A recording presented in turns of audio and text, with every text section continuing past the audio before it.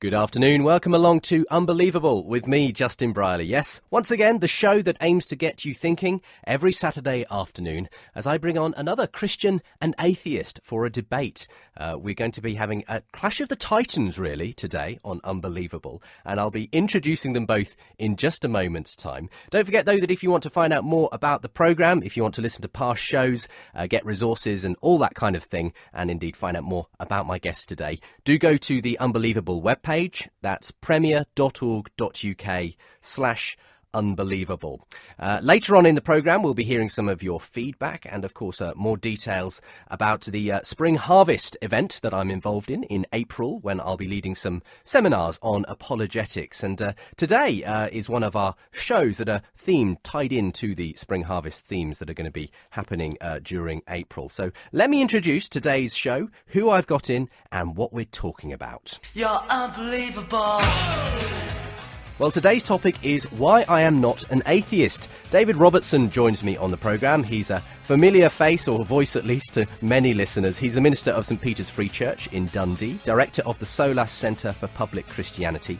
He's recently contributed a chapter to a book called Why I'm Not an Atheist, hence the title of our discussion today.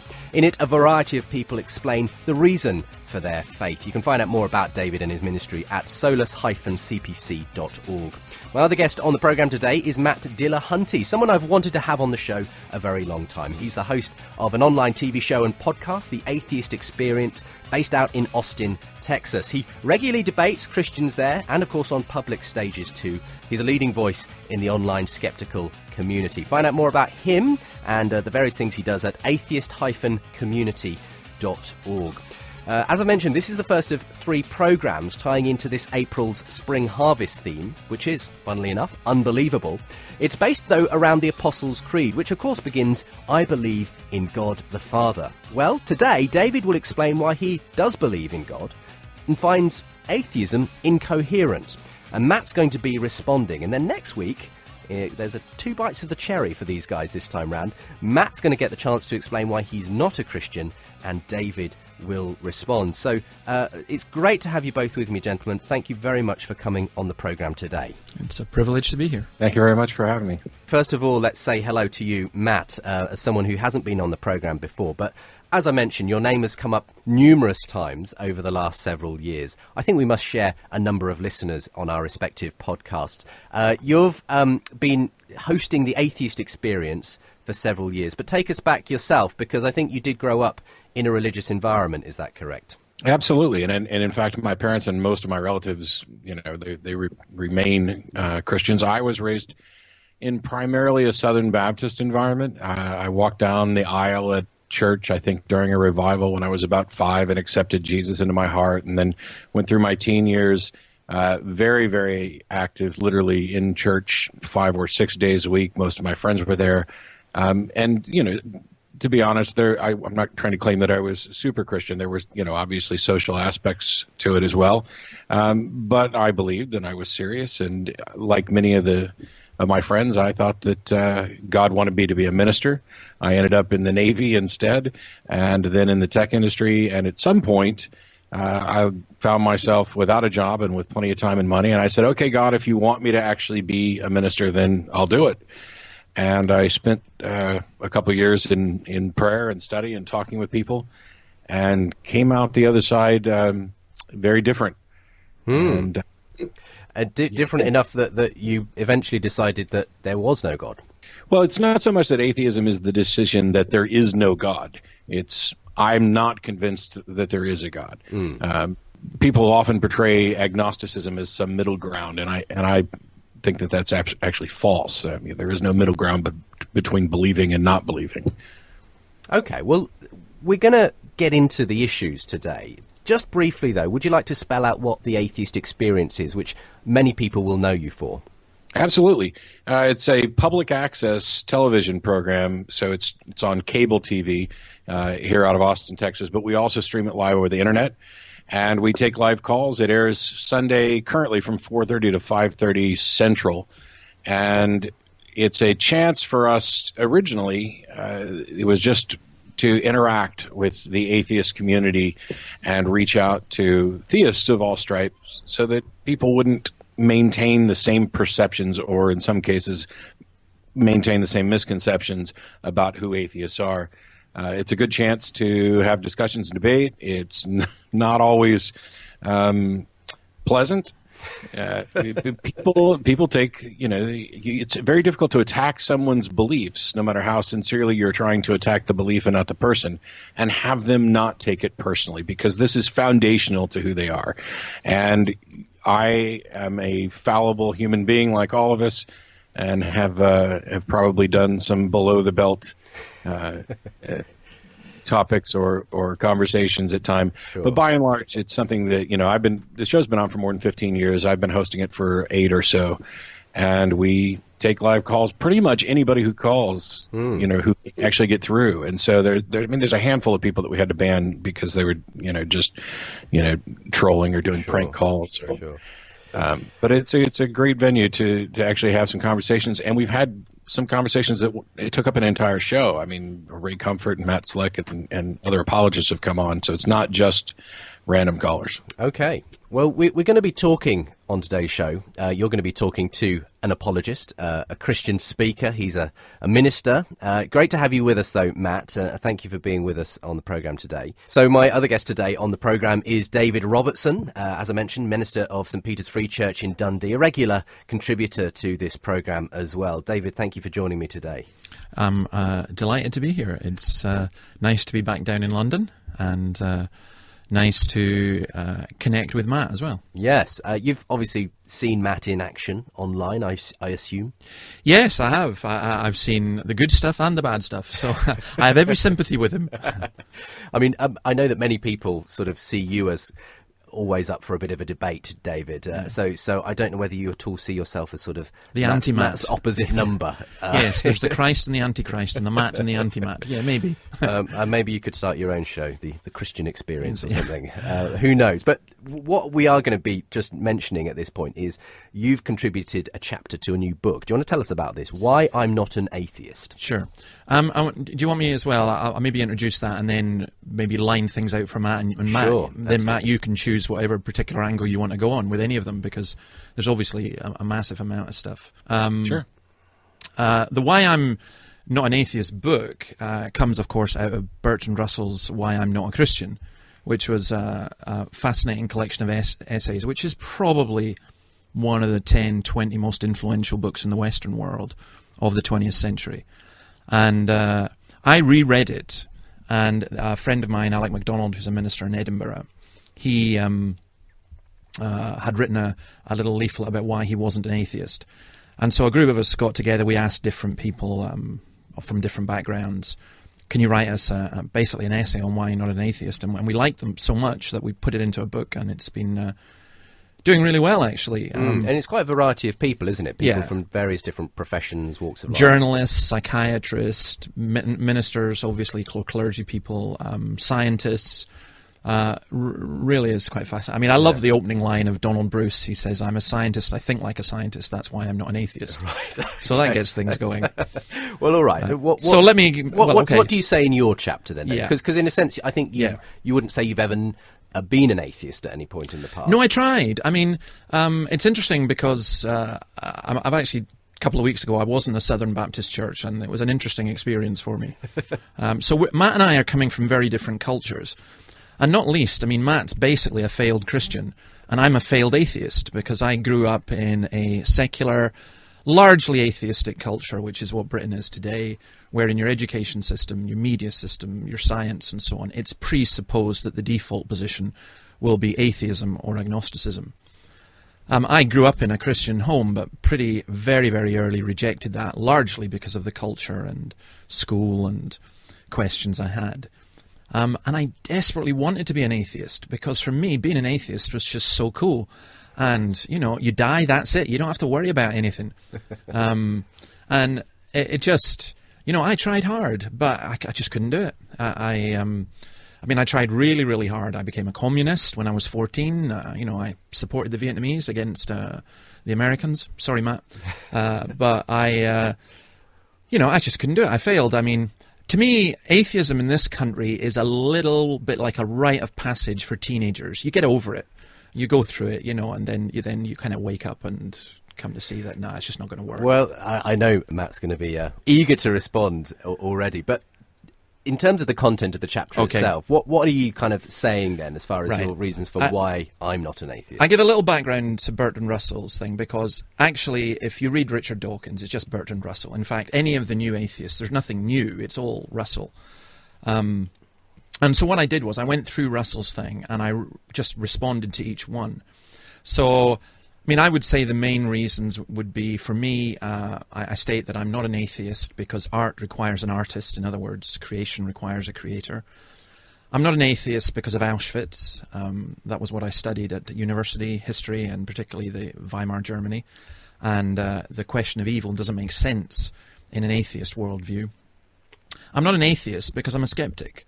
I think to be an atheist requires a great deal of faith, and I just don't have that amount of faith. I'm not an atheist because of the church. There's a lot of things in the church that would make me want to be an atheist, but my experiences in the church and the community and so on of the church have really drawn me away from atheism. I'm not an atheist because of the Holy Spirit. I would argue from experience now that's not a proof to anybody else, but it's a testimony to, I think, how God has worked in my own life. And then probably the last one is I'm not an atheist because of Jesus Christ. And I probably don't want to go into that one because, as you said already, Justin, we're going to do that in the other show. We will. We'll do that next time. So that would be Matt can feel free to pick up on any of those. I'm happy to discuss any of them. Matt, okay, well, we've heard David sort of laying out his case in a very brief nutshell kind of way, and the floor's yours now, really. Which area do you think you'd like to respond to? Where would you like to begin? Oh, if only I could begin with all of them. Indeed. Because some of this is actually a bit confusing for me. When, obviously we're coming from two slightly different cultures, with, the UK being much more atheistic than the United States for sure. But, so when I hear things like, oh, this is a teenage phase that people get over, I hear that directed in the United States towards some younger atheists, and it just always seems so absolutely condescending. And it's kind of frustrating because there are atheists who are atheists for bad reasons. And it seems to me that when David goes through and talks about how he tried to be an atheist, most of what he cites as his reasons for not being atheist are what I'd call bad reasons or confused reasons. I guess I can start with the beginning, where he started with art requires an artist and creation requires a creationist. This particular argument is circular. If you of course, art requires an artist, but how did you come to the conclusion that it was actually art? You don't simply see something and intuit and recognize that it necessarily had a designer. Design isn't recognized by complexity. It is design is recognized by contrast against something that is naturally occurring. And so when people point at nature and call it creation in order to claim that it must then need a creator, that to me is a kind of a dishonest relabeling, because first you need to demonstrate that it is actually a creation. And in order to do that, you'd need to contrast it with nature, which is naturally occurring. Yeah, do you want to respond to that? That's your first point, as it were, that sure. Been brought into contention. I really don't want to confuse Matt, but there are lots of people, as he knows, in his own culture who I hear a lot of atheists in the US, and they talk about when they were Christians, about 12, 13 years old, and they talk about it being a phase that they went through. And I would say, they probably did go through a very juvenile, and they have a very weak understanding of what Christianity is. In terms of the actual question about art and so on, I think, I would recognize art. I think people who don't recognize art or design, I think you've got to willfully turn away from that. My argument would be about the creation. If it's not creation, what is it? Well, you don't get to just claim that it is. And if you say... Well, I do, and I am claiming that it is. So what is it? If it's not creation, what is it? Your actual question there, if it's not creation, what is it, is a veiled argument from ignorance fallacy. Basically, you're saying if somebody can't tell you what it is other than creation, creation stands as the most reasonable position. And that's simply fallacious. Yeah, that would be fallacious, but... are you telling me that you can't tell me what it is? Well, it depends on what you're actually talking about, because we have lots of different labels for it. We have nature, the universe, reality. It depends on the scope at which you're talking. But if you're going to claim that it's creation, that's something you need to demonstrate is actually true. Yeah, and I'm quite happy to demonstrate it because it's very simple.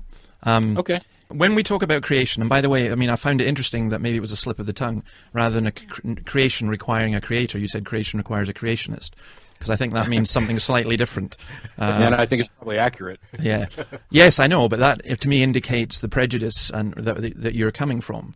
Because what I would want to simply say is this. You know, I grew up on a farm, and as I said, I did want to be an atheist because in one sense it did make sense. But as I grew up in the Highlands of Scotland, and as I looked out over the Dornoch Firth and saw the dolphins, and I worked with cows, and I saw, you know, everything that was, let's call it nature, that was there. It was clear to me it was material. It was also self-evident to me that it wasn't accidental. Now, or at least to me, it required a great deal of faith to believe it was accidental. But what I did was, instead of going, right, the world was created 6,000 years ago, which I didn't believe, or instead of saying, God obviously created this, I asked, where did stuff come from? The key question of all is, why is there anything at all? And we really are left with only three options that to me make any sense whatsoever. And I read people like Paul Davis and so on who divides these three into 9, but they're all basically the three options. One is what most scientists, in fact what Bertrand Russell believed. He believed it absolutely, that matter was eternal, and that everyone believed that and accepted it, that the universe didn't have a beginning. And the Big Bang kind of blew that one apart. So Russell in that sense is very, very dated. But you can believe that matter is eternal. You can believe that matter was created and came into being, or you can believe that matter self-generated out of nothing. Now, the third option is farcical in logical terms. So it's one of those two. You either, as John Lennox says, you either believe that matter, your mind, came from intelligent mind, or it came from mindless matter. And I don't see any other way around that. Yeah, see, and this is part of the problem. You know, everything that you've talked about here is you looked at it and you came to this, you can't see any other conclusion, and then you list the options. And the option that you failed to include, one which addresses something you raised earlier, is that we don't know what the answer is. And when you say that you're a Christian because you're a skeptic is someone who doesn't believe something until there's sufficient evidence for it. And to say that you simply haven't found a better explanation, and so you're going to go with this one, is fallacious and unskeptical, because the God concept has no explanatory power. We explain things in terms of other things that we understand. We begin with the simple things we understand to explain the more complex things. When you posit God as the explanation for the universe, it is literally logically identical to saying magic. You're taking something you don't understand, something you don't have evidence for, that a panacea, explain it all Band-Aid, and saying, we don't know the answer to this, so I'm going to stick this proposed God explanation in here, which has no explanatory power. It tells us nothing at all. It is a way of halting inquiry and investigation and understanding about the subject. Oh, not at all, Matt. What you're doing there, I mean, it's that if you forgive me saying this, that's entertaining waffle, because you're trying to bring in God of the gaps as this is what you're doing. You're saying we don't know, and you know, it's kind of, well, it's just the way it is. That's just how we see it. I'm highly skeptical, but I'm skeptical about many things. Not least, I'm skeptical about your ability and my ability to be able to determine, anything at all, actually. But I look at this and I say, let's start with a fact. What's the fact? The fact is that there is matter. Now, that matter must come from somewhere. And I look at options. How I determine it, it's called common sense. It's like saying, how do I know that you're not a green banana? I mean, we can just keep going round and round and round in circles. You're obviously going to make certain limits. I'm going to work within logic, and I'm going to work within empirical science, and I'm going to work with observation. So here I am in a studio. There's a table. It's matter. There's Justin Brearley. He's matter. He's not a ghost. I know that there is matter. So the next question I ask is, where does that come from? You're saying to even ask that question is fallacious, and I think that argument is a cop-out. Okay, let's allow Matt to respond. Yeah, go ahead. Asking that question is a wonderful question to ask. What I'm saying is that when you answer it with something that you can't demonstrate, with something that you have no justification for, with something that doesn't have explanatory power, that's where you've committed the error. When this idea that you asked, how do you know I'm not a green banana? Well, it's not just intuition, you seem to kind of overlook how we actually learn about the universe and how good we are at intuiting things based on our past experience. You know, I'm a green banana because there's mountains of evidence that build up this idea that people aren't green bananas. You have no other universes to compare it to. You can't compare the universe to anything. No. And so you cannot say, oh, this is what a designed universe looks like, and this is what an undesigned universe looks like. Or this particular type of matter, the only matter that we can investigate, the only type that we know about, necessarily comes from being, well, perhaps in some other reality that's not necessarily the case. There's no comparison to make to reach the conclusion you've reached. But the fallacious argument there logically, I mean, I'm just talking, I'm speaking from a logical position. The fallacious argument there logically is that if you have nothing to compare it with, then it cannot exist. And I think, or you cannot work out what it is. I think the logic here is very straightforward, and you're trying to avoid the question. We do know that if there is matter, that matter must come from somewhere. You've got the three options, you can't suggest another option, and all you're doing is saying to me is, well, I don't want to be drawn into one of these three options, I'm just going to say there could be other ones. And in that sense, there's no point ever having any conversation. Because what you do is, you're saying... correct answer is we don't know. Yes, of course the correct answer is we don't know, but you can't opt out of things like that. That's like a fundamentalist redneck Christian in Texas going, well, I don't know about Jesus, but he lives in my heart. I mean, and you ask them questions and you mock them and all the rest of it. I'm sorry, but when the boot is on the other foot, you cannot come and say, there's matter. Now, asking the question, where does matter come from? You turn around and say, well, there's another option that we don't know. I'm saying there are three logical options. We may not know which one. That's true enough. How have you limited it to three? What is your justification for saying that those are necessarily the only three, and then concluding that yours is the correct one? No, what I've done is I'm saying these are three and they are logical. You're just turning around and say, well, I want to avoid the consequences of that, so I'm just going to say that there could be a fourth, a fifth, or a sixth. I mean, can I just jump in here, gents, just for a moment? I mean, one thing that strikes me in this whole issue is that obviously very often the fact people who do believe there is design to the universe are going on the basis of their common experience of what they take as being designed, obviously. And obviously those advances in science, the Big Bang, fine-tuning and all the rest of it, appear to bespeak a universe where we were intended almost as an outcome. Now, is this the kind of issues that you're talking about, David, that where we're seeing, as it were, evidence for design, or is it even more fundamental than that? Yeah, well, I think it's even more fundamental, because I think Matt's presupposition is there is no God, there cannot be a God. No, I'm sorry, but Matt, that's how it comes across. Because let me give you an example. You're like the person to me who walks on the beach, and John Lennox often will use this kind of illustration, and he comes across, spelt in seashells, on the beach, I love you. Now, everything about his experience tells him that that's somebody who's actually done that there, that it wasn't just the waves who did it, and so on.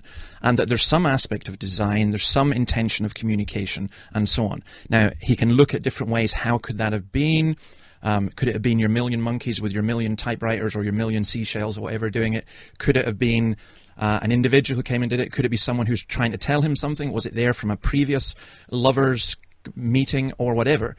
What is not valid logically is someone looking at that and go, oh, that's pretty amazing, but I can't think about that because there could be other options that I haven't thought of. I think it's perfectly, in fact, you're going to get nowhere in thinking about anything in life at all or any kind of rational discussion if any time options are put up, you go, yeah, but there could be ones that we don't know, so all of these are automatically excluded. Come on, now this is just flatly dishonest now. First of all, you accuse me of beginning with a presupposition that there is no God, which is flatly false. As a matter of fact, we already know I was previously a believer. I didn't get there because I just presupposed there was no God. But the example that David's given of walking along a beach and finding I love you spelled out there, of course you are going to recognize that as design. The question is, why and how do you recognize it as design? And it's not because it's complex. It's not because you merely intuit or use common sense. You use the intuition and common sense that is built on the experience. And the experience comes from contrast.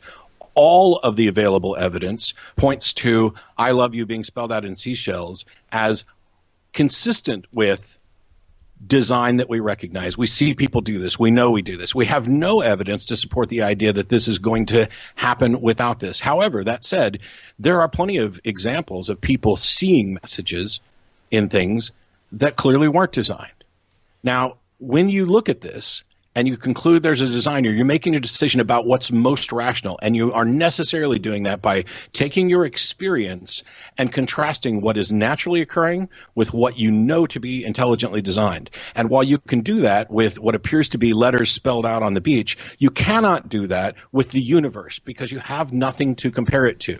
And when you use these simple analogies to kind of dig into the minds of people, of course it looks like that, that just makes so much sense. You're being disingenuous, because the two things, I love you spelled on the beach, are not and the universe are not remotely comparable. It's not like anybody walking along who speaks English and sees those words spelled out on the beach is going to recognize this. That's not the case for what you appear to see as design in the universe. We're going to take a very quick break. My guest today on the show, already having a fantastic debate today, Matt Dillahunty and David Robertson. Matt Dillahunty hosts the Atheist Experience out in Austin, Texas. And David Robertson, my Christian guest here in the studio with me, is the director of the Solas Center for Public Christianity. Today we're talking about why I'm not an atheist, and David is defending his chapter in his book of why he's not an atheist. Matt Dillahunty is asking the questions. And so we're going to continue this discussion in a moment's time here on Unbelievable. With me, Justin Briley. It's the show that aims to get you thinking. We'll be back in a moment's time. The church is facing a crisis of confidence. Should Christians still believe in the Bible? Can we have confidence in God? And does He have confidence in us? At Spring Harvest this Easter, discover why you can answer yes, yes, and yes. Spring Harvest will challenge your thinking, feed your mind and spirit, and top Bible scholars will give substance to your confidence in God and His Word. Spaces are still available and prices start from just £117 per person. Book now at springharvest.org.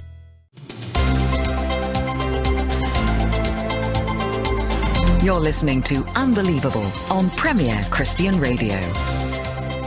Welcome back to this afternoon's show. I'm Justin Briley. This is the show that gets you talking, gets Christians and atheists talking as well. Don't forget you can find us online at premier.org.uk/unbelievable. And we were getting into such a good discussion already in that last section that I didn't even get a chance to tell you how you can respond to anything that either of my guests say on today's programme. So if you do want to email in, give me your thoughts on today's discussion topics, then do email unbelievable@premier.org.uk. If you'd like to follow us on Facebook, that's facebook.com/unbelievablejb, @unbelievablejb for the Twitter account. And of course all the links to that and to my guest today available from the webpage premier.org.uk/unbelievable. And today's discussion is on why I'm not an atheist. It's David Robertson of the Solas Center for Public Christianity defending a chapter he's written in a book of the same name, in which he explains why he believes in God but finds atheism incoherent. Well, this is the first of 3 programs tying into April's Spring Harvest theme. It's a major conference that happens here in the UK every year in the run-up to Easter. Well, this year there's a certain sort of apologetics type of theme to it. I'm going to be helping to lead some of the seminars there, and it's based around the Apostles' Creed, which of course begins, I believe in God the Father, the Almighty, creator of heaven and earth. Well, we've been asking whether there is evidence in the universe for a creator in the first section of today's programme.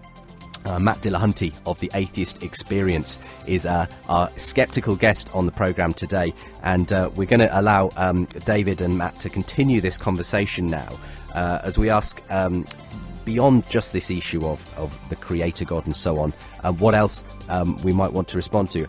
David, do you want to just sort of pick up where we were in that last section? Just very quickly, I mean, first of all, I am delighted that Matt admits the possibility of God, and I'm also delighted that, intuition, common sense, reason, and so on are to be used, because that's exactly what I would use to believe in God.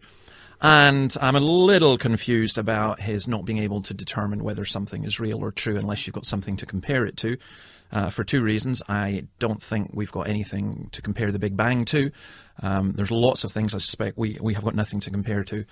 And also, just maybe we can move it on by my just simply saying, I think God is incomparable.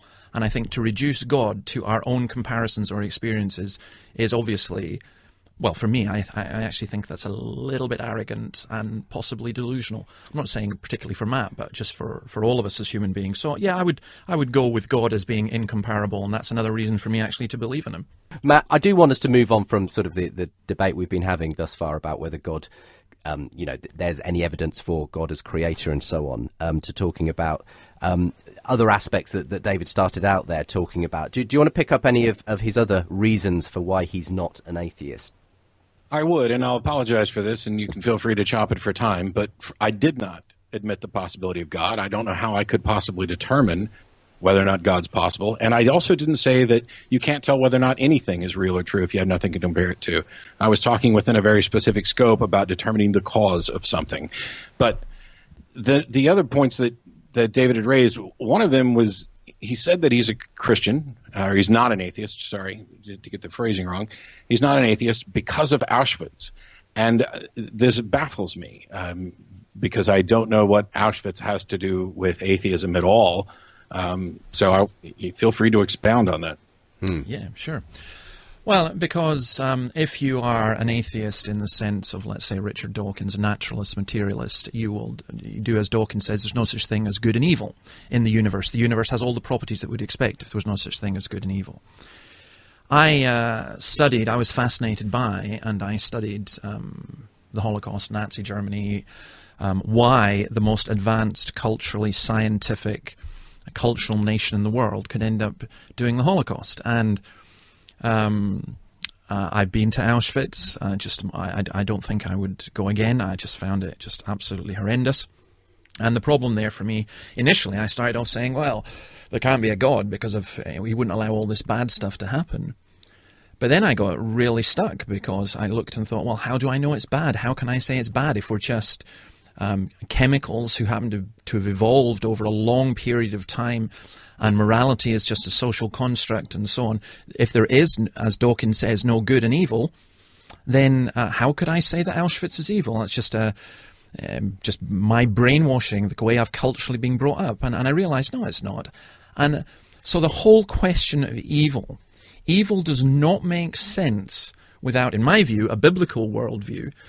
Dawkins himself says that to have an absolute morality is virtually impossible without religion. So I actually think the existence of evil is actually, and my awareness of evil is actually an indication of God. I mean, it makes it impossible for me to actually be an atheist. If I'm an atheist, then I just have to accept evil as just something natural. Actually, no, you don't. I mean, what you're talking about, originally when you said Auschwitz, I thought you were going to go down the route that it was caused by, Hitler being an atheist or something like that, which isn't the case. So I'm glad we haven't gone down that rabbit hole. Really what you're talking about is the moral argument, the problem from evil, and you seem to be just taking Dawkins' view, which I'm not saddled with, and neither is anybody else. I don't necessarily agree, and I'm not even sure that you're representing Dawkins, but he can come on and talk about that himself. The idea that good and evil aren't things, that they're not extant things, is pretty common. But I'm not a moral relativist. I'm not portraying a view as you have adopted or have claimed that atheism adopts, that morality is just opinions or social constructs and things like that. That's not my view. And moreover, the view that I espouse, which is I've talked about in my lecture on secular morality and the fact that it's the only moral system, is consistent with humanism, which would absolutely make something like the Holocaust not impossible, because people can still do things, but it is absolutely in conflict with the idea of a Holocaust. This idea that humans have value and that we determine morality based on real physical facts. We are physical beings in a physical universe. When we're talking about morality, we're talking about well-being. And killing people, killing 6 million people, slaughtering 6 million people is obviously, flatly in conflict with well-being, both of those individuals and of the society as a whole. And nothing could be more clear. We don't need to make an appeal to, as a matter of fact, appealing to a God to say this is why this is wrong causes even more problems, because God could decide tomorrow that slaughtering 6 million people is okay. Okay, let's just let David respond. So as far as Matt's concerned, it's obvious. For the well-being of people, you don't go slaughtering them. What's the problem, David? Why isn't that obvious? Why would you need to invoke God to understand that? Well, first of all, I wouldn't need to invoke God, but I think I'm always wary of fundamentalists saying something is obvious. I think we have to look and say, well, why is it obvious? Obvious to whom? So, for example, if you had been brought up in Weimar Germany and you believed that the Jews were rats and that they were harming society, if you'd been brought up in a theory of social Darwinianism which taught that the weak should be eradicated, then why not? If you live in a society which says, look, an unwanted child is no good, so let's kill it in the womb, let's kill 20 million or whatever, then you will do that. So when I'm always wary when atheists and secular humanists say it's obvious, because what they mean is their position is the obvious one. And to me, it's not obvious. It's not obvious to you that, I mean, I don't mean to use obvious as just the reason, I mean, that was just the shortcut, but it's not obvious to you that killing people is against their well-being? I mean, how else could you define well-being if it doesn't preclude being slaughtered? Well, that's true. That's interesting. So you would say that it was against the well-being of the child in the womb to kill it? Well, yes. So you'd be against abortion then? No. So you think that that killing the child in the womb is against the well-being of the child, but you're for that? Did I say I was for it? You said you weren't against it. And basically with abortion, it's like it's like your thing with agnosticism. You say you either believe or you don't believe. You either think abortion is correct or you think it's wrong. I'm actually pro-choice. Yeah, so you think, but so being pro-choice, you've just told me that you think killing the child in the womb is against the well-being of the child, but nonetheless yes. you are pro being able to do that. Yes. So there are some circumstances in which killing someone is actually okay. That's what you're saying. Yes, lots of them. So your whole argument against me was: is it not obvious to you that killing someone is against their well-being is completely superfluous? Because you've just admitted it is okay. You're going to avoid this obvious example. I'm only talking about this situation. Yeah, but I am talking about put yourself, instead of putting yourself in your own mindset, put yourself in the mindset of someone who grew up in Nazi Germany, or in Weimar Germany, and then it became Nazi Germany, and they have been taught that the Jews are rats, that the Jews were the result of Germany losing the First World War, that the Jews are the result of them being unemployed, that the Jews are a cancer on society, that mankind is evolving, and all the rest of it. You made an interesting thing about Hitler, and I'm not going to say that Hitler was an atheist. He certainly wasn't a Christian. But he said he was in public and in private, and was supported by the Catholic Church, and they ran around with Gottman Unz on their belt buckles. That is hilarious. That's like all the American congressmen who say that they believe in God, or in God we trust. It's like that's like saying that every American is a Christian because you have in God we trust on your dollars or whatever. Look, you're not debating like a third-year school kid. Yeah, that is. I'm sorry, but you can't get away with that. Gottman Unz on it. You do know that was the motto of the whole German army. I do understand that, but you also know that Hitler espoused his Christianity both publicly and privately, and used his Christianity as justification for his views. Yes, and would you like to give me an example of that? Because I can explain that. I mean, I'm sorry, but this is my period, and if you want to go ahead with this, go ahead. Tell me, sure. Give me an example. A quote that he had about secular schools can't be tolerated because such schools have no religious instruction, and a general moral instruction without a religious foundation is built on air. Yes. Consequently, which sounds exactly like what you're saying. As a matter of fact, if I hadn't attributed this to Hitler, I don't know that it would be different from your position. Yeah, but except this, Matt, as you should know, as any historian should know, and you're talking about comparing things, if you make a statement without a context, it just becomes a pretext. Do you know where Hitler said that, by the way? And do you know when he said it? And do you know to whom he said it? I don't know to whom. I know it was during negotiations which led to the Nazi-Vatican Concord. He said it in 1933, before he had his final election where he was going to be elected Chancellor. He was speaking to the Catholic Teachers Union before he had his Concordat. And of course, as a politician, he's going to stand up and say, I'm supporting Catholic schools. Of course he was going to say that. He's a politician. For you to take that and say this is evidence of Hitler's faith, I'm sorry, but that's ludicrous from a historical point of view and from a logical point of view. I don't get to decide who is or isn't a true Christian, and I'm certainly not going to get into a battle of determining that, because I don't see that anybody gets to decide who is or isn't a true Christian. I'm just saying, and we decided, I thought earlier, that we weren't going to go down this route of whether Hitler was an atheist or not. His positions, he publicly and privately represented himself as a Christian, and when somebody does that, since I don't get to say, oh, no, you're not really a Christian, I'm stuck with how they self-represent themselves. You asked me earlier to put myself in the mindset of someone in that time, in that era, which is, once again, you appealing to moral relativism, as if just because it's their mindset, it's factual. And that precludes the possibility that people can be wrong about their moral opinions, which is... Absolutely. I don't think you'll find any argument from David on that, though. Absolutely. They can be wrong about their moral opinions, but I'm finding it, the combination of, maybe it is your fundamentalist background, but the naivety in what you're saying. Charles Manson says, I'm a good person and kind. Do you accept that? No, you don't. You look at the evidence. You look at the context. And so, for example, you're talking about Hitler and Gott mit uns and all that kind of rubbish that people put in. I can give you numerous evidence. For example, all the German airmen who were captured over Britain during the Second World War were interviewed. Admittedly, they were interviewed by a bishop, and he went round and he asked each one of them what their faith was in, what they believed. And something like 40% of them said their faith was in Hitler, something like 10% of them said they believed in God, and the rest of them said that they were atheist. Now, yes, but I'm not. That doesn't prove anything from my part. But what I find really, really fascinating in all of this, and for me, the main thing, the social Darwinianism. Let me give you a quote from Hitler, from his actual secretary. He said this: "Science isn't yet clear about the origins of humanity.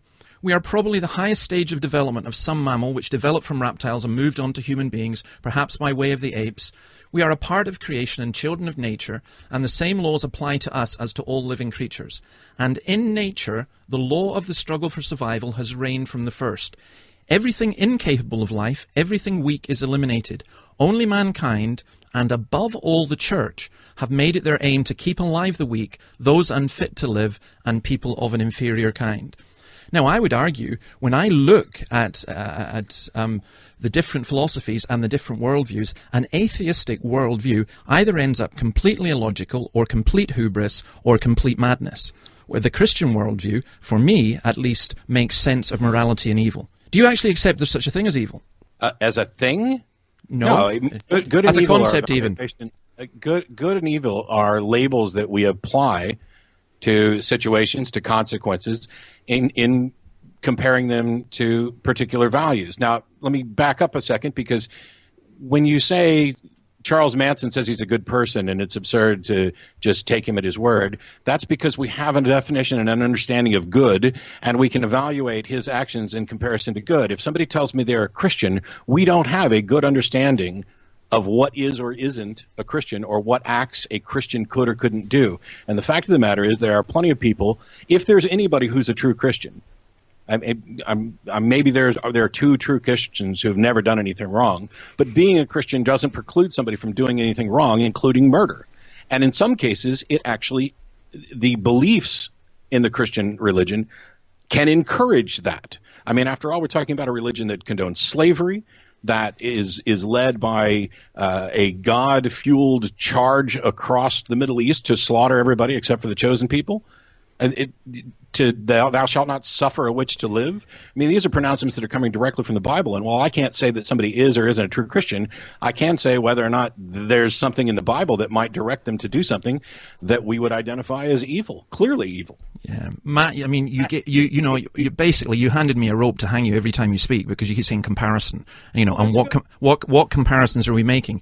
First of all, the question I'll come back to you. I want to make something, but the question I want to come back to is the definition of good, because you say we know what good is. How do we know what good is? What if people have different definitions of good? And for you to say we don't have a good understanding of Christian. Yes, we do. We have a great understanding of Christian. And the rest of the wee rant about slavery and slaughtering across the Middle East, I'm really surprised for a guy who does this for a living, or a guy who does it seriously. But that is a caricature of both the Old Testament and New Testament.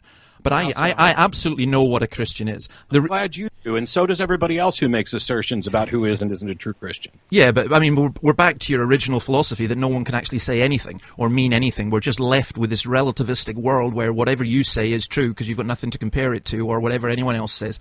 We do know what a Christian is. There are basic standards that you work by. I know that Hitler wasn't a Christian. Why? Because a Christian is someone who follows Jesus Christ. We'll do that in the next program. But let me tell you this. Jesus Christ was a Jew. Hitler would have slaughtered him as a Jew. There's no way that Hitler was a Christian. And I've read all of Hitler's private diaries that we've been able to get, even the fake ones. I've read all of Hitler's speeches. And it seems to me that what you're just doing is picking up on one or two things. Let's move a bit away from Hitler. Yeah, let's do that. Let's talk at this point, Matt, about good. And we've been kind of not quite getting there at this point to how you define good. And obviously David has a problem with you saying it's obvious that the flourishing, the well-being of humans should not be halted.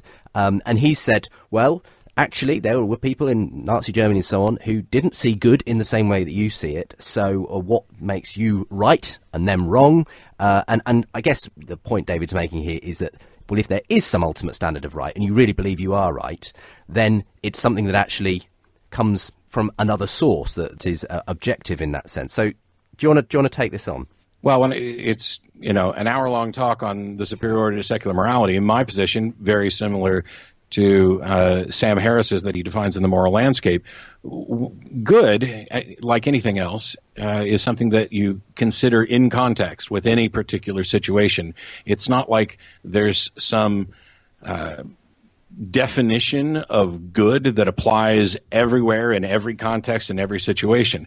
What I'm talking about is that there are the derivation of, and when I'm talking about morality, I'm only talking about well-being. We can chuck the word morality out of the way if it becomes troublesome and just say, okay, with respect to well-being, these actions promote well-being and these don't. And the ones that promote well-being are what we're calling good. And so if somebody could have another definition of good and somebody could think that it's good to slaughter people, we are disagreeing with them and we are appealing. These people have divorced themselves from rational discussion. But when the Nazis did slaughter 6 million people, they believed they were doing it for the well-being of society. So I guess what I'm asking is how can you show a Nazi that they're being irrational in that way? Okay, let me kind of touch on this by going a half step back to slavery, which evidently David thinks I'm representing absurdly. Mm-hmm. If you want to know what's wrong with slavery, the first thing you could do is probably talk to the slaves. And this secular view of morality that I've continually advocated is one that appeals to evidence and is your decisions about morality are the result of becoming convinced instead of converted. And so the way that you could explain to somebody that what they're doing is wrong is through reason and evidence. It's through demonstrating that this action that you're taking that you think produces this particular effect which you consider to be good, you either convince them that what they're claiming is good is in fact not good, or that their action actually doesn't result in good. You have to address each one situationally. We're so good at it, generally speaking, that we tend to just kind of go by our gut, but that also hurts us because it gets us in a position where we don't actually take the time to think about what we're doing. And so if somebody said, hey, I think it's good to kill 6 million Jews, well, the first thing is to engage in a little Socratic method and say, why exactly do you think this is a good thing? Because they're weak and they're going to destroy the planet or whatever. Well, why do you think that? Get down to brass tacks about this, because when you get down there, you're going to find out that this is not actually based on a fact. It is based on a view that has a demonstrable fallacy, and that this, or at least is counterproductive in the idea that there's some people who are weaker than others. This misunderstanding of evolution, which social Darwinism is, often cited kind of problematically, but it's a political theory, and then somehow it gets tied in with eugenics and other things. But it's a fundamental misunderstanding, because evolution doesn't tell you about what you should do. It doesn't. This idea of survival of the fittest, which is really actually a wrong way to look at evolution, is descriptive of what happens. It is not prescriptive about what you should do. Well, in a sense, though, I think that's kind of David's point, is that if you do believe in just a materialist universe, you don't get a should. You just get a this is the way it is. And I suppose it's that whole question. I mean, do you want? I don't want to speak for you here, David. Yeah, I do want to ask Matt a question that I was actually asked at Cambridge University. I'd be interested to know his response to it. But can I just go back over a couple of the things that he was saying? I'm furiously scribbling notes here because it's just fascinating. I'd said initially that one of the reasons I couldn't be an atheist was because I just didn't have the faith, and Matt's faith astounds me. I'm so skeptical about what the faith that he has. For example, well-being. Whose well-being? You know, if I'm a Wall Street banker, whose well-being am I thinking about? I'm thinking about mine and my family and stuff the poor in some other country. You know, I mean, it's just an enormous faith to think that human beings will operate in terms of well-being of everyone else.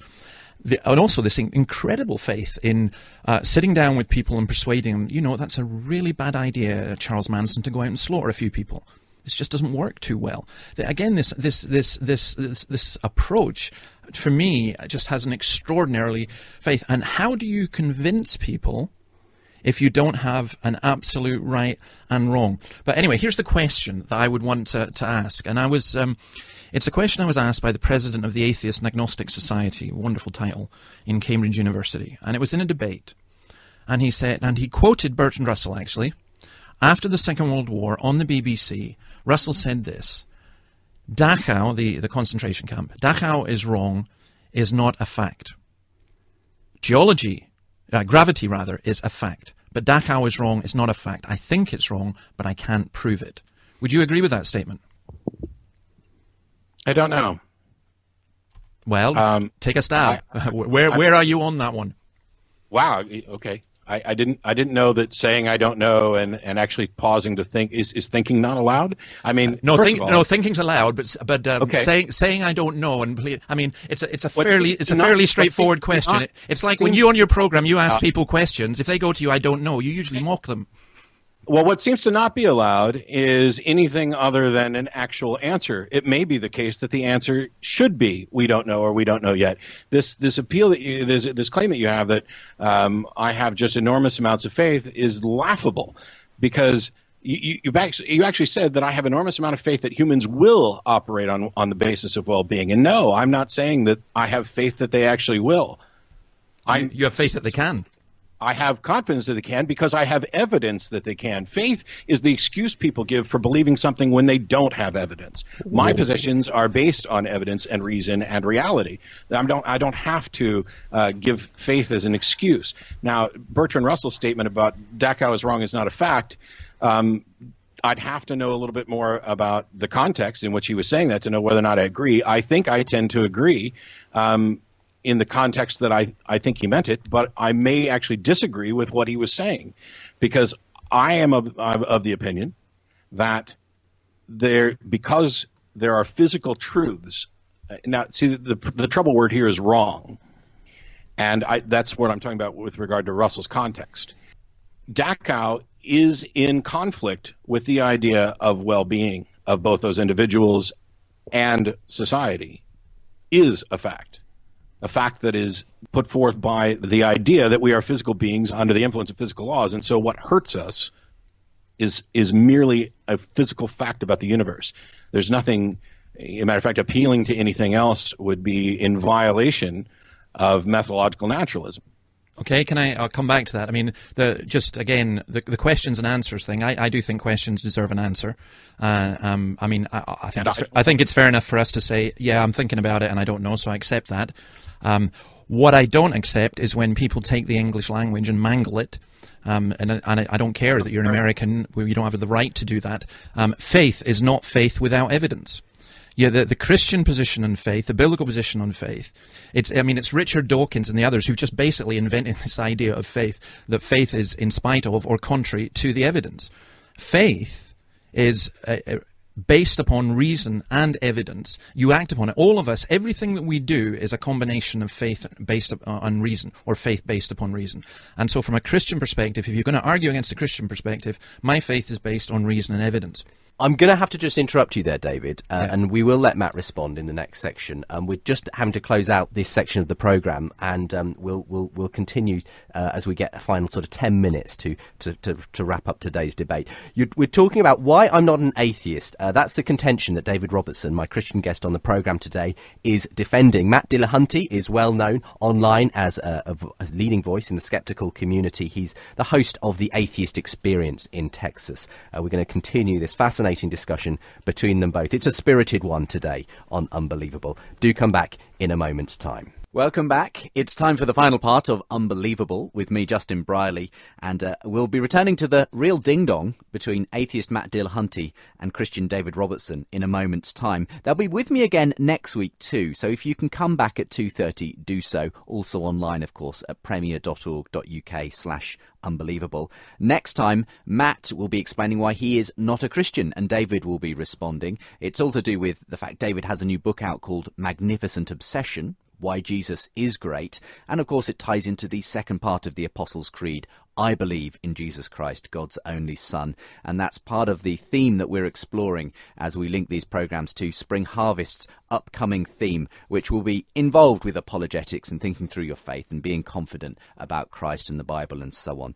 We're going to be hearing more about that actually from Malcolm Duncan, who's behind the theme for this year's Spring Harvest Conference from the 5th to the 18th of April. So hold on for that, and we'll be hearing some of the views of people I canvassed in the street on whether they believe God exists. I took some vox pops to give it its technical term, and so we'll be hearing those as well as, of course, your feedback and so on. If you want to find out any more about today's show, and indeed Spring Harvest, who this show comes to you in association with today, do go to my website, premier.org.uk/unbelievable. Once the show finishes today, do stay tuned, because between 4 and 5, my guest for the profile is Jonathan Vieira, Christian singer-songwriter and a big personality, some great stories to boot from all over the world, plus some really interesting background to him coming out of the Brethren Church, how he dealt with that, some of his doubts, challenges, experiences in life.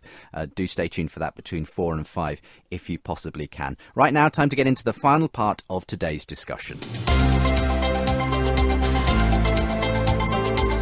You're listening to Unbelievable on Premier Christian Radio.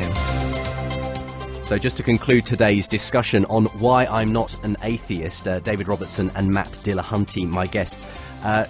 Coming back to you, Matt, we essentially had David taking a few different points in that last section, but particularly he took issue with the idea that you say faith is believing in things without evidence, essentially. And he says, well, that's not actually what faith is. It's a kind of arbitrary definition that some atheists have come up with for it, but it is actually based on reason, and we all use faith, I suppose, in all kinds of things based on our experience and reason that undergirds it, if you like. So do you want to expand on that, or do you want to go somewhere else? I'll leave it with you.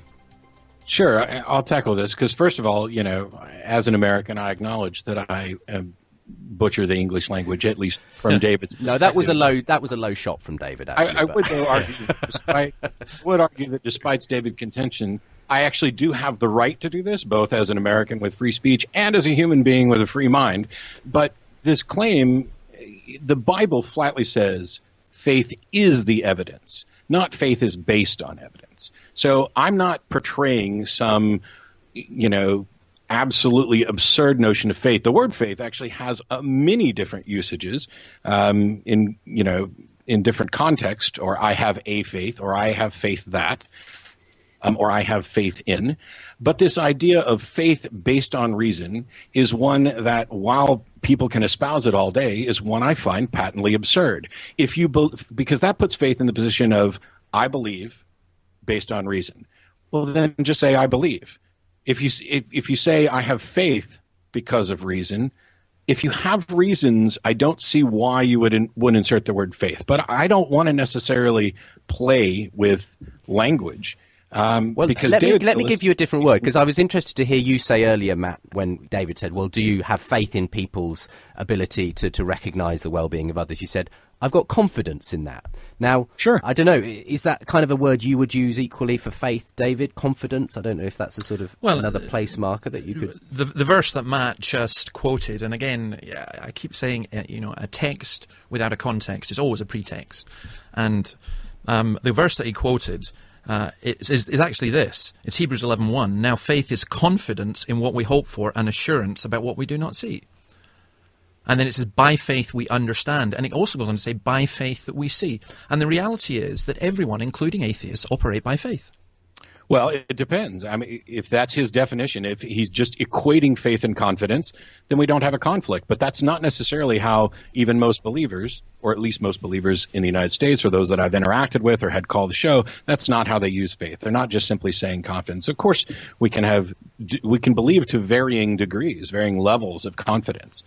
But, looking back over the course of this, why I'm not an atheist, we had the design argument, which is a classical argument that's been presented for the existence of God, and Auschwitz, which really isn't an argument for the existence of God. Well, it's obviously the issue of whether there is a standard of evil or good in the world, where that's coming from, I suppose. So it's the moral argument, effectively, that we were debating at that point.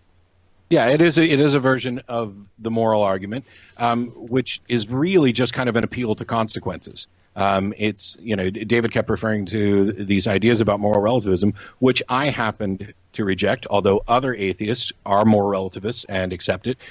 So this idea about morality seems to be at a minimum in an unsolved state. And so, my view of David's take on this morality thing is I just don't want to live in a world that might be like this. So that is good enough reason for me to believe in God.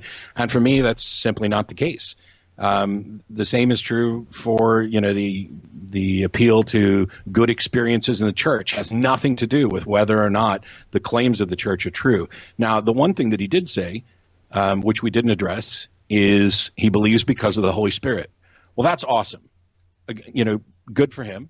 When I was a believer, I thought I believed based on the Holy Spirit. I don't think that's true now. I can't assert whether or not David actually has, a revelation from the Holy Spirit or an experience of the Holy Spirit dwelling within him. I can't demonstrate that that's false, and David can't demonstrate that it's true, and it can't possibly serve as a convincing, compelling reason for anybody other than the direct experiencer to believe. As Hume pointed out, Revelation's necessarily first person, and to everybody else it's hearsay. And so all of these reasons that he's given for not being an atheist don't seem to address atheism as I would define it. It seems that he's giving reasons why he's not a hard atheist or an anti-theist or will not accept the proposition there are no gods. It doesn't address the position of disbelief. Yes, a sort of an agnostic atheism, which an agnostic atheist, and it doesn't address the default, what I would say is the default position for a skeptic, which he has identified as, which is I'm not going to believe this until there is sufficient evidence. And the mere idea of a direct revelation from the Holy Spirit, or the various fallacies in the classical arguments and the appeals to I don't want to live in a world that might be like this, that shouldn't. Okay. Well, let's allow David. I mean, we don't have long now, guys. About 5 minutes, right. If anything. And we've opened up two more areas.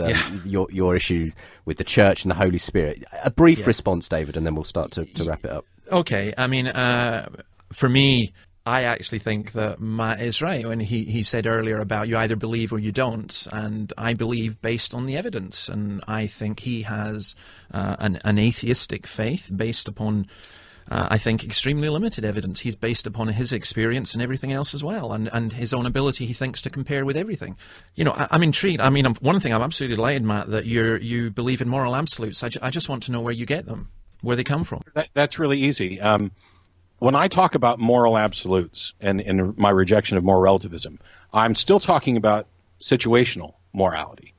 And so in any given situation, there is a finite set of actions. Yeah, there is. Okay. Well, actually, no, in the multiverse, they're infinite, but never mind. Carry on. Yeah, I'm trying to stay in reality. Okay, yeah, well, so am I. That's why I'm not an atheist. Carry on. Carry on. There's a finite set of possible actions, and we can compare the consequences of those actions to each other with respect to in this case, when I was talking about morality, the value of well-being. And so some of those actions are going to be better than others, which means that that there is some set of one or more actions for a specific situation that represent a moral pinnacle. And the only thing that we need to have this absolute morality within the situation is the fact that we are physical beings in a physical universe, and that we can compare the consequences of an action with the consequences of another action, and then line them up. Okay, well, you've just demonstrated again why I can't be an atheist, because you say you've got two things there. One is your faith. We can compare. You think we have the ability. Who is the we? What if we disagree? If you're in Saudi Arabia comparing, or if you're in Russia right now at the Sochi Olympics or whatever and comparing, that might be different from if you're in Texas comparing. So I think that ends up just being relativistic rather than the absolute standard that you're talking about. I just described the opposite of relativism, but... No, it's not, but it does, because when you say we can compare, who's the we? Who's the we? Well, I was getting to that before I was interrupted, in the sense that for each the determination of well-being has a number of potential conflicts. Better for me, better for you, better for us. Who's doing the deciding? And those are the areas where we still have work to do. This is the process of convincing people, just like it's when you're teaching your kid why something is wrong. It doesn't do any good to say it's wrong because God said so. Your rejection of my position has nothing to do with atheism. This is my view of morality. Atheism is merely a position on the existence of God. It doesn't say anything at all about morality. There's no requirement to accept my view of morality in order to identify as an atheist. And when you list your rejection of my view of morality as a reason why you can't be an atheist, it demonstrates that you don't understand what an atheist is and why this is the default position with regard to the claim. We'll give you one comeback, David, and then we're going to have to wrap it up. Yeah, because I look forward to discussing it next week. Matt, what you've done is you've just demonstrated to me the self-contradictoriness of your position, because you host a program called the Atheist Experience. And if the only thing about atheism is that there is no God, you're going to have an incredibly boring show. It's going to be like one of these Norwegian TV shows watching, a log fire, because it's just, there is no God, there is no God, there is no God. You're talking about morality, you're talking about experience, you're talking about everything else. And I just think your whole position is entirely self-contradictory. You started with saying, well, obviously killing 6 million people is demonstrably wrong. And I'm saying, yes, obviously it is. How is it obviously? How do we get there? I mean, the Dachau question, I was asked that question, my answer, and I'll finish with my answer, and then, you get the chance to wind up, I think. I just said simply, Dachau is wrong is a fact. It depends where you start. And I start with this. You go out and you rape my 14-year-old daughter. I know that that's wrong. And then I ask, why is it wrong? Why is it wrong? Why is it wrong? Why is it wrong? And ultimately, I have to come back to an absolute morality, an absolute law, an absolute lawgiver. That's God. The atheist starts with the presupposition either that there is no God or that we can't know that there's a God. You said you couldn't say that, you weren't saying that there was possibly a God. So, and then says, well, how can we say what's right and wrong? And you come up with this, we compare this and we compare that. But logically, it just falls apart because it depends who the we is. So, for me, you had the possibility today of, pushing me along your direction, because some people sometimes have done that, but I'm afraid it hasn't worked. But it's nice to talk to you anyway. It is, and we're going to have another chance to do it next week when Matt will be, as it were, giving the case for why I'm not a Christian. Do you want to say something briefly and then we'll conclude? Sure. I think it's ridiculous to make the argument that because our TV show talks about a lot of issues, that this is somehow makes the idea that atheism is only about the rejection of God ridiculous. Atheism is the rejection of the existence of God. But atheists are a whole lot more, and the subjects are broad. So the fact that we talk about a lot of things on the TV show doesn't mean that all of those things are atheism, despite the name of the TV show. That was the name of the TV show. It's not remotely relevant. All right, we'll leave it there for the moment today, gents. It has been a very feisty discussion. I knew it would be. And my guests today have been Matt Dillahunty and David Robertson. If you want to find out more about the book that David's contributed to, then do look it up online, Why I'm Not an Atheist. More details as well about David and his ministry from solus-cpc.org. That's the Solus Centre for Public Christianity. And if you want more about Matt, atheist-community.org, and links there to the Atheist Experience and various other things. Okay, we're going to continue this next week, so we're going to continue a feisty discussion next time here on the programme. So I won't say goodbye, I'll simply say au revoir. And if you would like to contribute your thoughts on today's show, then why not get in touch? Unbelievable@premier.org.uk. And of course, you can find links to the Facebook and Twitter accounts as well from the web page, premier.org.uk/unbelievable.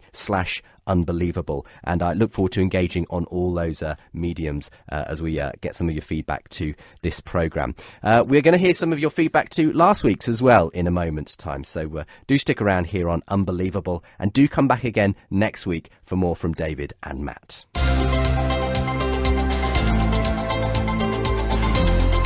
Unbelievable with Justin Brierley. Well, I've been mentioning the link that today's programme has to Spring Harvest, and indeed the next two. Spring Harvest is a major Christian festival that takes place around Easter time here in the UK each year over two sites at Minehead and Skegness. I'll be involved in helping to deliver some seminars on the big questions around faith and how we can be confident in our faith. Well, I've been out on the streets of London asking other people what they believe. And one of the questions I asked was, do you believe in God? I used to. I was raised as a Hindu, and as I grew older, I just started to think about it more. I have more of a spiritual belief, as in not a religious belief. Just because there's no sort of evidence that there is a God, and I was brought up not believing in God. I believe there must be a higher power, someone in charge. I don't think it's just randomly happened that we exist. I stopped believing in God when I discovered that Father Christmas was a fabrication, and I thought, what else have they been lying to me about?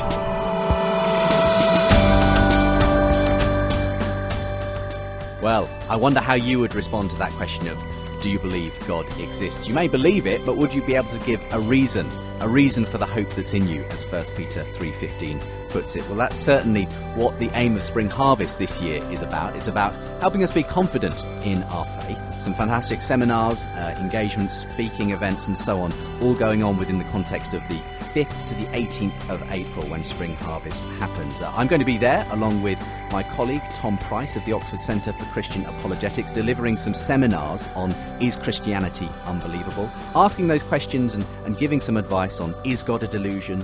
Don't dead people stay dead? What about suffering? Alongside all that, loads of worship, Hillsong London, Tim Hughes, Kathy Burton, Pete James and more.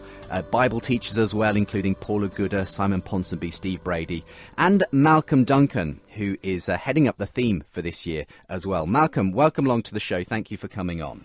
Thanks very much, Justin. Good to be with you. It's great to have you on. We happen to share a title in common for this year's Spring Harvest, Unbelievable. Tell me why you chose that as the theme and what you're hoping to achieve. Well, I guess the reason for choosing the theme and the title Unbelievable is actually about good apologetics and being able to defend the confidence that we can have in God and to rediscover it in some ways and to rediscover the confidence that God has in us. And your show aims to help people think through some of the big questions of the day, some of the big challenges of society. And Spring Harvest this year is about asking this fundamental question. Can we have confidence in God still? Can we have confidence in the Bible? Does he have confidence in us? Is the church relevant or irrelevant? All of that stuff. And it's not just for apologetics nuts like me, of course, is it? You're aiming to kind of apply this to a wide variety of ways in which people engage their faith and their ordinary life. The whole thing is for all Christians. I mean, the reality is, an old sage said to me many years ago, you're always a witness, Malcolm, when you become a Christian. You're either a good one or a bad one. And you're always doing theology. You're either doing it well or doing it badly. You know, a mum or a dad seeking to bring up their kids, taking them to school, or a professor in a theology college trying to teach people how to understand and relate to the Bible as God's inspired and infallible word. I face the same challenges. Do they believe it? And if they believe it, how do they articulate that? And Spring Harvest is trying to do that from tiny tots and kids, helping them with confidence in God and God's confidence in us, all the way through to people who will be really inspired by some of the lectures and some of the seminars that you will be taking in Tom and others around how to address specific questions. I think it's probably one of the most important Spring Harvests we've had, and I trust God will really use it to give confidence back to his church. Well, we're in the midst of a few programmes where we're taking some of the big themes from the Apostles' Creed. I believe in God the Father, I believe in Jesus Christ, I believe in the Holy Spirit. And that's the sort of theme you're taking as well for the Bible readings, for the teaching, and for the spaces that, as it were, develop that theme afterwards. Yeah, that's right. And I mean, the interesting thing is there are 36,000 denominations, Trinitarian Christian denominations in the world. Can you believe that? That's incredible to me. 36,000. Of those, they fall into 5 main streams. There are Catholics, there are Orthodox, there are Anglicans, there are Protestants, and there are other denominations. But those 5 streams, those 36,000 denominations, are held together by the Apostles' Creed. I believe in God the Father, I believe in Jesus Christ, His only Son, our Lord, and I believe in the Holy Spirit. Those statements really unite us, they solidify us. And you can have lots of people coming along, saying things like, well, I believe the gospel is this, or I believe the gospel is that, or I believe Jesus is this or that, or whatever. The challenge and the power of the Apostles' Creed is it's united Christians for almost 2,000 years. Appeared in print around 390 for the first time, was referred to in 252. This almost 2,000-year-old document holds us together. It keeps us accountable. Do you know what I mean by that? It holds us accountable to the faith once delivered. It reminds us that we're not free to change the gospel. We're not free to change the Bible. And in the spaces, we'll be helping people think about what does it mean to believe in God the Father as a father, or what does it mean to believe in God the Father with regards to creation or the environment or in apologetics or in work. And in the Bible studies, we'll be unpacking what it means to believe in God the Father, God the Son, and God the Spirit. And then in the evening celebrations, we'll be encouraging people not just to talk about this, but to encounter God as Father, to encounter the forgiveness of the Son, and to encounter and be filled with the power of the Spirit. It sounds wonderful. I'm a big fan of Spring Harvest. I've been going there in a personal capacity with my family for years and have appreciated the ministry it's had. I'm so pleased to be able to be involved helping with delivering some material this year as well. So, Malcolm, thank you for talking to us about it. If people want to find out more, then easiest thing, I suppose, is springharvest.org to find out what's available, how they can book in. Yeah, that's it. And there are lots of special things that they can do. We're encouraging leaders. If you're a church pastor and you've never been to Spring Harvest, we'd love to give you a free day so you can come and take a look and think about bringing a group next year. We're introducing for some of the weeks 2-day breaks and 3-day breaks so that people can come and have a taster of it. It promises to be a great event, and it'll be made strong by contributions from you and other people who love God, love His Word, and want to stand up for Him in our society. Well, thank you for being on the programme with me today, Malcolm. God bless you. Just a chance to sneak in some of your emails to the last few weeks of programming, and we'll leave more space for more of them next week, because I'm sure lots of people will want to respond to today's show. My name is R.D. McClenaghan, says one. He's teaching pastor at the Door Creek Church in Madison, Wisconsin, a city similar to Oxford or Cambridge in size and culture. Your podcasts have been super helpful to me, engaging with college students and secular professionals who make up our city. I listen all the time and always enjoy the calibre of your guests and the kindness with which you host the show and engage them during the entire programme. Thank you very much, RD. Lovely to receive emails like that. Here's Dan, who says, wanted to thank you for Unbelievable. Great show. There aren't many programmes that balance the views of both belief and non-belief so well. A question for you. Would you say the primary idea of the show to spread the Christian message or to find the truth, whatever that might be? You might say both, but I wondered hypothetically, if you found that the programme was deconverting more people than converting, would you continue with it? Well, that's an interesting question. It is obviously a hypothetical one, but I'd have to say that in good conscience I would have to continue, because I do think the important thing is to search for the truth. I believe the truth of Christianity can be defended. It is perfectly rational to be a Christian. But obviously, what people take away from the programme, I can't be exactly responsible for. I can only be responsible for the content within it to a degree. Thank you for emailing, Dan. And you said you'd love to hear a show with Matt Dillahunty and David Robertson, possibly discussing morality. Well, you got your wish come true today, didn't you, Dan? Glad that you were able to email in. Now, we've had some responses to last week's programme. Ryan Bell is the former pastor who's trying on atheism for a year, and he was in conversation about that with Matt Flanagan, a Christian apologist from New Zealand. Here's Ryan, who says, you just finished listening, and you were surprised by some of the things Ryan Bell said. His talk about morality and saying that there is, in a sense, there is a moral foundation, but I tend to be sceptical of foundations. My thinking tends to be more along more non-foundational lines. And you wanted to say about that, well, while I myself hold no degrees in philosophy, I do my best to read and stay on top of the most recent materials, and it breaks my heart that someone like Ryan, who spent years studying and teaching at institutions like Fuller and Azusa, could be so woefully ignorant of the vast wealth of research and scholarship revolving around the question of God's existence and character. I'm currently working with some folks at Campus Crusade for Christ to develop an app for apologetics, and hearing Ryan's thoughts only strengthens my conviction and resolve to provide answers to Christians about those questions. I think programs like yours are a marvellous step in the right direction. Thank you very much indeed. There was also the conclusion of the faith swap. That was Simon Capes and Bentley Browning, a Christian and atheist who swapped lives for a month to see what it would like to try and live as an atheist or a Christian. Jay wanted to get in touch, said really enjoyed the airing. Concerning Bentley, I found it very interesting that he said his life wasn't really affected that much by living as an atheist for a month. Really? I find that hard to believe if you're a Christian anyway. Obviously, you're not going to see long-term effects in 1 month, but I think you'd have more than just an occasional headache from not praying. On the other hand, I'm completely fine with and would even encourage a person to try living the Christian experience, so to speak, for a while. Not because that would save them, but I believe there is a level of blessing they'd experience from being among the body of Christ. That could very well be what God uses to save them. So I guess I'm really okay with both scenarios after all, because God may well be saving both of them through their experiences or similar experiences in other people. And Jonathan in Santa Marta, Colombia said, I wanted to comment on that discussion between Simon and Bentley. I think it reveals so much about modern Christianity. For example, I was surprised Simon said no one tried to persuade him to become a Christian, and that Bentley's Christian friends were cool with his desire to try on atheism for a month. In Simon's experience, it appears no one shared with him the truth claims of Christ revealed in Scripture. The churches he attended seemed to centre more on personal experience than on the Word of God. For example, the prayer, God, if you're there, reveal yourself to me, makes no sense apart from a biblical understanding of God, sin, and the gospel of Jesus Christ. Thank you very much, Jonathan. Thanks for all those who've been in touch, and sorry I haven't had as much time as normal to read out some of your responses today on the programme. Do come back again at the same time next week. We're going to be having another interesting debate between my guests who join me today. Let me tell you what's coming up. You're unbelievable.